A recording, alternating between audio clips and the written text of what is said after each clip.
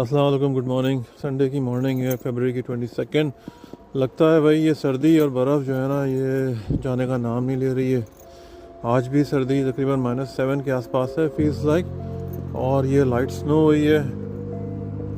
मेरे ख्याल में शायद थोड़ी कंटिन्यू हुई होगी, रात में तो खैर ये हुई है। ये सब गाड़ियाँ जो है ना, स्नो का ट्रक जा रहा है, ये आगे से बर्फ़ साफ़ करता है, ये पीछे से है ना ये सॉल्ट का स्प्रे करता है।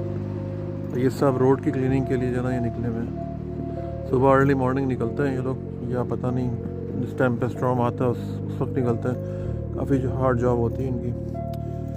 सिचुएशन ये होती है कि इस वक्त सुबह का टाइम आपको सबसे पहले काम ये करना है कि आपने अपनी गाड़ी जो है ना वो क्लीन करनी होती है। जी जनाब, क्या हाल है? ये वीडियो मैंने थोड़ी फास्ट फॉरवर्ड की है ताकि इसका डिस्टेंस थोड़ा कम हो जाए।